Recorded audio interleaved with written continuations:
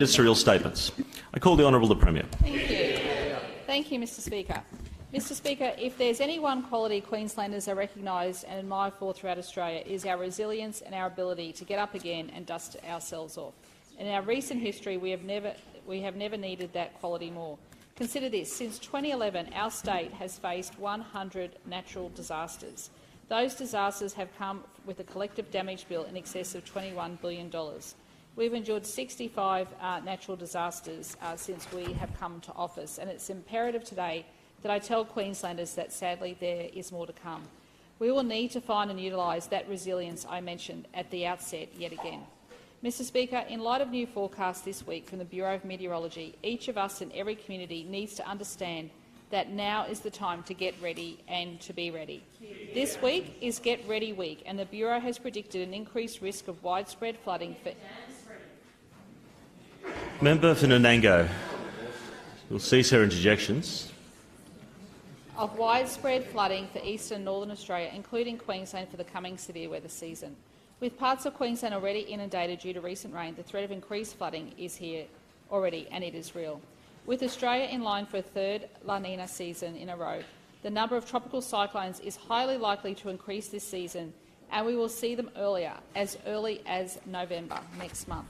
The clear message is that from flooding and cyclones to bushfires, heat waves and giant hail, we experience it all in Queensland, and now is the time to prepare. Mr Speaker, we're still recovering from one of our toughest summers ever, and we're going to need every ounce of that renowned Queensland resilience as we go forward. The flooding this year came fast, it was unrelenting, and it proved a tragic reminder of the catastrophic impact such weather events can have. That experience tells us all that there are steps that need to be taken to ensure everyone is kept as safe as possible. Mr Speaker, it's heartening that more than 60% of Queenslanders now say they get ready ahead of disaster season and have an emergency plan in place, but we're eager to see even higher uptake. All Queenslanders need to undertake their risk, make an emergency plan and pack an emergency kit. Listen to the warnings and take advice. Keep yourself, your loved ones, your homes and your community safe. Don't miss this window of opportunity to get ready. Mr Speaker, I want to say this loud and proud. This state is on its way to a future of clean, reliable and affordable energy. Yeah. Our Energy and Jobs Plan powers good jobs and new industries, and 95% of this investment and the vast bulk of the 100,000 new jobs are unashamedly based in regional Queensland. Yeah. Mr Speaker, according to the CSIRO and the Australian Energy Market Operator, renewable energy is the cheapest energy. In terms of output, the new pumped hydro dam near Mackay is the world's biggest, and Barumba is equivalent to Snowy Hydro 2.0. Mackay's alone provides for half of our state's renewable storage. It answers the question of what happens when the sun doesn't shine and the wind doesn't blow. It acts like a giant battery, storing and releasing its energy by using gravity to feed water from one dam to another. Its power will be delivered via a new supergrid, connecting $11 billion worth of wind and solar farms already in existence or soon to come online. And, Mr Speaker, there will be many, many more. Thanks to this plan, by 2032, 70% of Queensland's entire energy needs will come from renewable sources. By 2035, it's 80%. In that year, Queensland's publicly owned power stations will no longer need to burn coal. They will instead convert to clean energy hubs using spinning turbines to provide strength to the energy system and hydrogen or gas to support renewables. Clean, cheap, reliable, practical. We'll do it gradually to ensure... Well, they don't like it. Well, we'll have some legislation so they can vote on it. Order, members. Queenslanders will soon know where they stand when we put the legislation in here, Mr Speaker. Order. The House will come to order. Premier, you have the call. And, Mr Speaker, workers have a jobs guarantee. It provides for retraining in the new industries that will grow as a result of our Energy and Jobs Plan. As a proud resource state, this plan unleashes demand for a new wave of critical and rare earth minerals used in batteries and the like. Our commitment to copper string opens up more of our state to these riches, and it once again brings manufacturing back to our regions.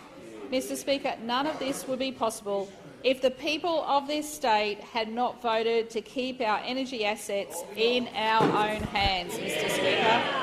As economist Professor John Quiggin said, because Queensland retained... Oh yes, I'll look at the member for Clayfield right now. Order. Order, members.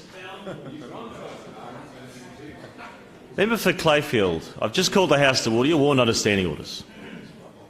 As economist Professor John Quiggin said, because Queensland retained public ownership of its coal plants, it was able to pilot an orderly transition in a way other states could not. The Chamber of Commerce and Industry said that the plan will support our businesses and communities' viability. The Courier Mail said the energy plan is a welcome example of vision, Mr Speaker. Mr Speaker, the Queenslanders of 1922 could never imagine the world we live in 2022. But our energy and jobs plan charts a course that sets this state up for decades to come. It takes action, real action, on climate change that is already causing this state more frequent and increasing ferocious natural disasters. By 2035, it will rid the equivalent of 109 million tonnes of carbon dioxide just from the electricity grid. That's the best news for the Barrier Reef has had in years. Mr Speaker, future generations will rightly look back at us and judge us on what we did to address these fundamental issues. With this plan, we can finally look them in the face and say it started here, it started now. Mr Speaker, energy bodies, conservationists, community groups, the resources sector, the unions have welcomed the Energy and Jobs Plan. The Clean Energy Council said it's a transformational plan that will set Queensland up to be a world leader on clean energy. The Australian Energy Council calls it a significant reform. The Solar Citizen says it's a significant step that will help unlock abundant, cheap, renewable energy to bring down power bills. The Queensland Conservation Council calls it a great plan to leave behind uncertainty and unlock a pathway to renewable energy. The WWF says it's a once-in-a-century investment for a global renewable energy superpower and greater business certainty, to drive down emissions and the cost of living and give the reef the best chance. The Climate Council calls it a great leap forward in delivering clean energy, thousands of jobs and multi-million-dollar economic opportunities. Members to my left, I'm hearing a continual running commentary on the ministerial statement, which some things are unrelated to. I'd ask you to cease your interjection so we can hear the member on their feet. I call the Premier. Thank you. The Australian Conservation Foundation has called on the opposition leader to back the plan for emissions reduction, energy security and investment certainty. The Queensland Resources Council supports the transition to a lower emissions future and the vision to be an energy superpower. The Petroleum Production and Exploration Association says the plan understands how to secure economic benefits and minimise disruption on the path to net zero. The Electrical Trades Union says the plan will be a model in the move to cleaner energy while looking after energy workers and communities. They say their members in coal-fired power stations know that the industry is changing and that the Energy Workers Charter is the security that they need. And the Queensland Community Alliance says the plan is the biggest thing any government in Australia has done for a generation. They say it combines climate action and economic development. Mr Speaker, I think that sums up the plan very well. Mr Speaker, today we have seen a vote of confidence in Queensland renewable manufacturing jobs less than 2 weeks after the launch of the Queensland Energy and Jobs Plan, an investment in Queensland as the engine room of the clean energy industrial revolution. General Motors, the 6th largest car manufacturer globally, have entered into an agreement to invest in the Townsville Energy Chemicals Hub and buy critical minerals needed in electrical... Member for Southern Downs. Member for Southern Downs, you're warned under standing orders. Premier, you have the call. I might just repeat that, Mr Speaker, so everyone's clear. Mr Speaker, General Motors, the 6th largest car manufacturer globally, have entered into an agreement to invest in the Townsville Energy Chemicals Hub and buy critical materials needed in electric vehicle batteries, including nickel and cobalt. General Motors have announced that nickel and cobalt from Queensland Pacific Minerals will help power a broad portfolio of trucks, SUVs, vans and luxury vehicles. That means battery minerals from Queensland in Hummer EVs driving around Texas. And it means more Queensland manufacturing jobs. Mr Speaker, the Townsville Energy and Chemicals Hub at Lansdowne will support around 800 jobs during construction and 1,700 operational jobs, including 300 highly skilled manufacturing jobs at the facility and 1,400 jobs in support industry.